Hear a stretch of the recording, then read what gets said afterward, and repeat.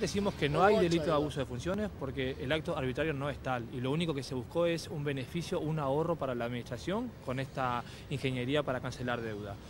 Y en segundo lugar decimos que nos parece incongruente que en caso de que la jueza entienda que es válido, que así lo interprete, que hay abuso de funciones, ¿por qué el abuso de funciones solo recae sobre la persona de Raúl Sendic habiendo un directorio entero con integrantes de la oposición que ratificaron esta decisión, como lo dijo el propio gerente de área de servicios jurídicos de ANCAP, el Héctor Bianchi?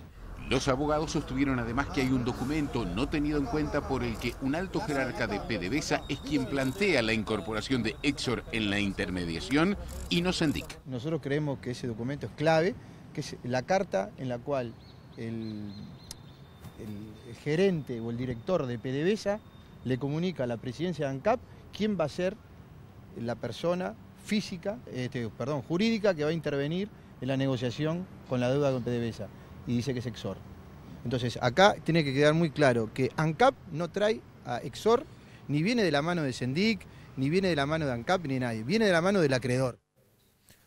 Bueno, es un tema que sigue dando que hablar, que seguirá dando que hablar porque, bueno, como quedó dicho, la defensa de Sendic apeló, también el fiscal Pacheco, por lo tanto, esta historia tendrá más capítulos. Pero uno de los temas que se ha puesto arriba de la mesa desde que se conoció este fallo de la justicia tiene que ver con la carrera política de Raúl Sendic y la posibilidad de que sea candidato o no. Y en ese sentido se han escuchado distintas versiones, distintas voces. Nosotros recurrimos a un experto en la materia, que la verdad siempre es muy grato tenerlo. Muy bienvenido, doctor Correa Freitas. Muchas gracias, buenos días. Como constitucionalista, usted tiene elementos de valor como para poder responder a algunas de las preguntas que nos hacemos todos, en definitiva, en torno a este caso. Y vamos derecho a los bifes, como decimos habitualmente.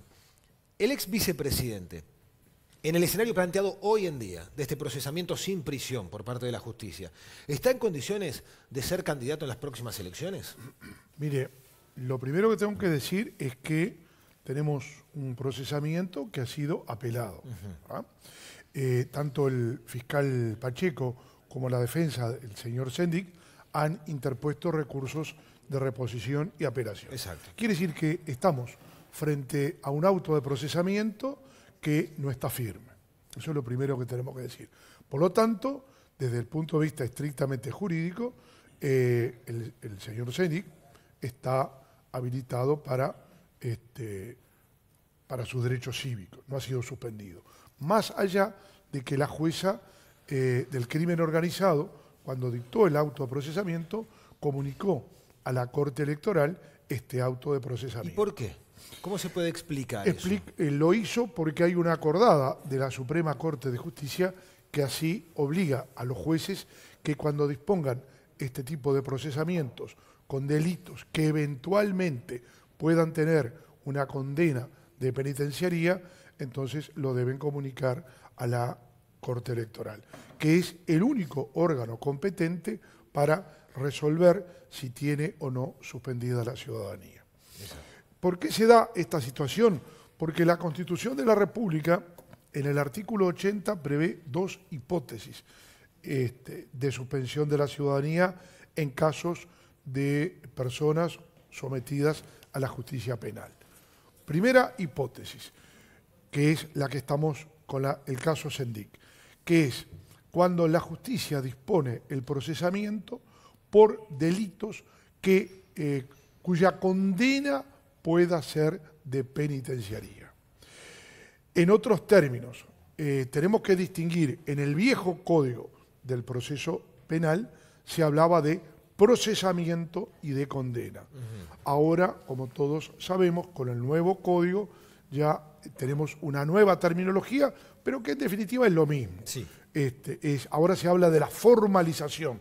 Cuando el fiscal acusa y el juez acepta, se habla de formalización, que es lo mismo que el procesamiento. En definitiva es lo mismo.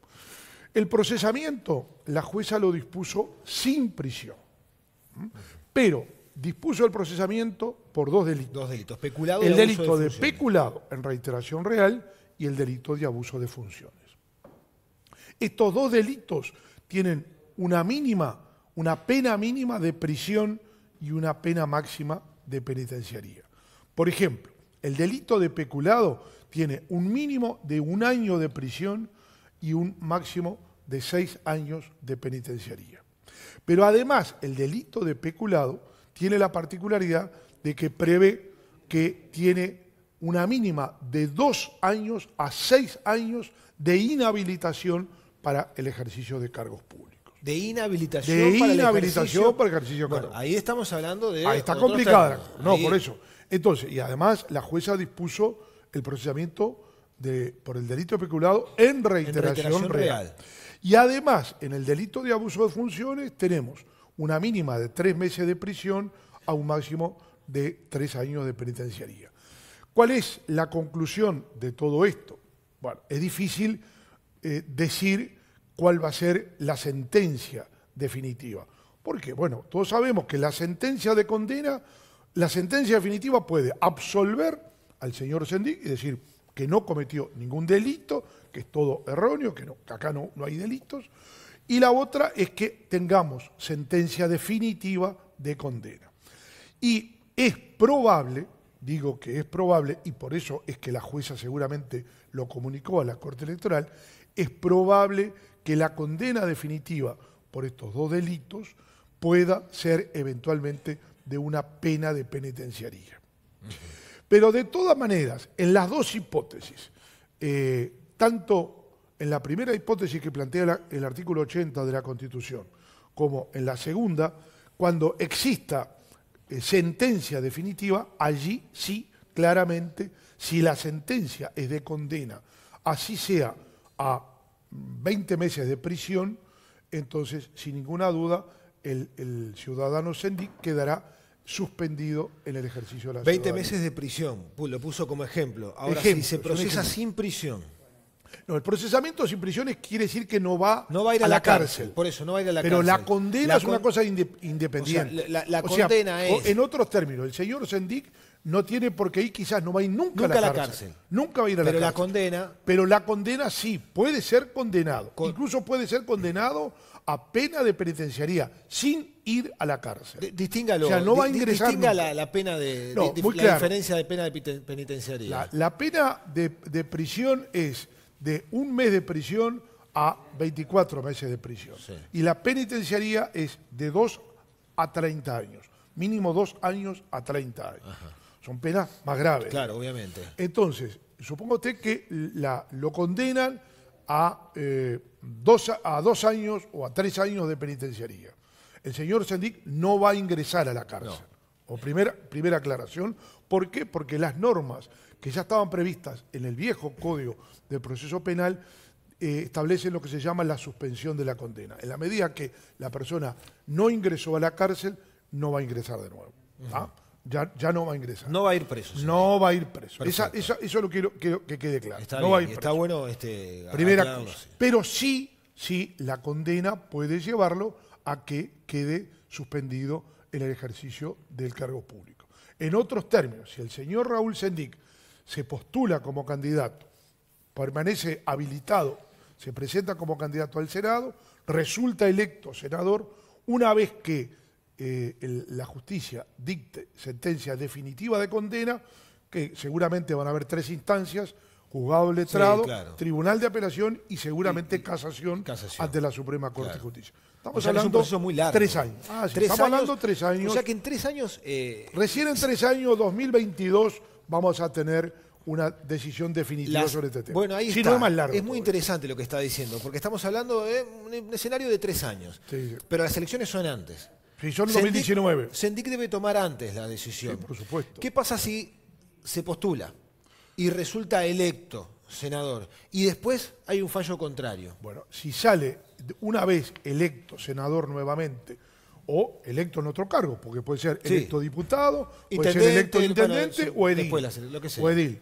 Entonces, cualquiera de esas hipótesis, la única que no puede ser candidato es a vicepresidente de la República. No, porque ya lo fue Porque en ya las fue. últimas elecciones. Entonces él no puede ser reelecto vicepresidente. Sí, presidente. Pero cualquier otro, pero pongamos la más clara, Sí.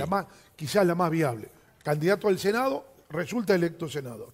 Una vez que sale la sentencia de condena, entonces automáticamente el señor Sendik le queda suspendida la ciudadanía y tiene que dejar el cargo. No corren los fueros, porque No. el proceso comenzó antes de ser electo. No, no tiene nada que ver los fueros. Allí automáticamente le queda suspendida la ciudadanía y al quedar suspendida la ciudadanía cesa automáticamente en el cargo. Es muy interesante, ¿no? lo que Es nos automático. está explicando. Y la decisión, además, me gustaría que lo remarcara, no pasa ni por la jueza, ni por el fiscal, ni por el Parlamento, pasa por lo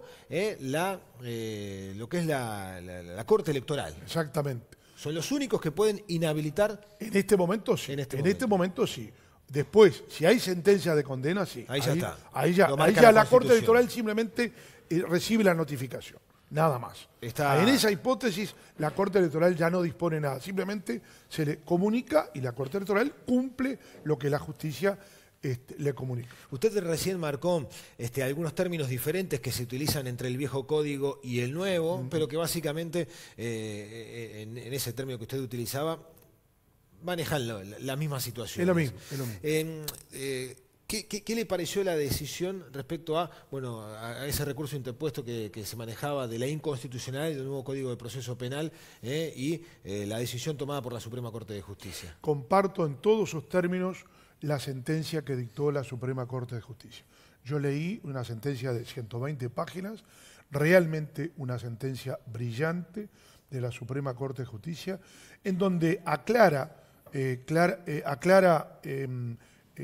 la importancia que tiene el nuevo Código del Proceso Penal y sobre todo la Suprema Corte de Justicia define cómo es el nuevo proceso penal a la luz de las normas constitucionales. Que sin ninguna duda el nuevo proceso penal lo que hace es adaptar el proceso penal uruguayo a las normas constitucionales y además a las normas internacionales en materia de derechos humanos. Vamos por buen camino en ese sentido, por más Sin que ninguna todavía duda. falta aceitar un poco el Lo mecanismo. que le ha pasado, yo creo que al nuevo Código del Proceso Penal es falta de tiempo para su aplicación. Y sin ninguna duda, por supuesto que en el funcionamiento, en la práctica, lo que se ha demostrado es que, le falta fiscales, le faltaba apoyo, digamos, al sistema. Pero creo que poco a poco nos vamos a ir adaptando, va a ir funcionando bien. Yo creo que es un buen código. Sin ninguna duda, Uruguay ha dado un paso importante en el plano de la protección y defensa de los derechos humanos. Habrá que ajustar, que es lo que se está haciendo en definitiva, en función de la experiencia se va ajustando el nuevo Código del Proceso Penal, pero yo no tengo ninguna duda que no es inconstitucional.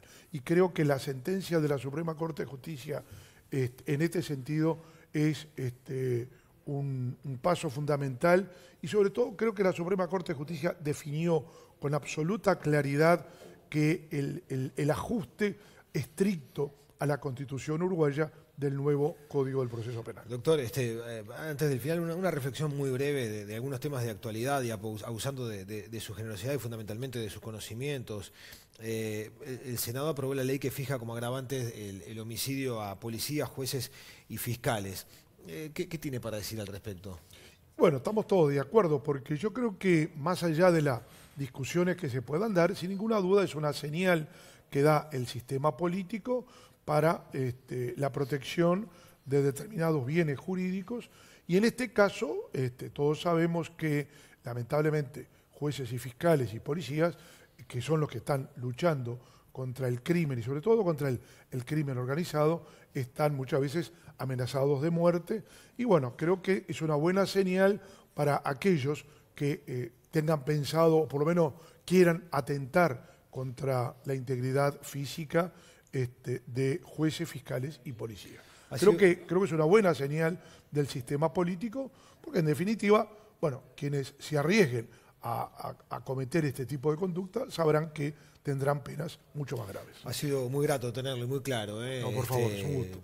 Echando luz con respecto a algunos temas que escuchando tantas versiones generó confusión en la opinión pública. Lo cierto es que hay que esperar. Respecto al caso Sendik, hay que esperar el proceso como continúa, las distintas instancias, puede llevar muchos años y la decisión que tome Sendik, más allá de las presiones políticas que puedan surgir, incluso desde la interna del Frente Amplio, que van en una calle diferente a lo que deba resolver y proceder la justicia y la Corte Electoral, como usted decía. Muchas gracias, doctor. Gracias a usted. El constitucionalista Correa Freitas estuvo aquí en Buen Día Uruguay refiriéndose entonces a el caso del ex vicepresidente Raúl.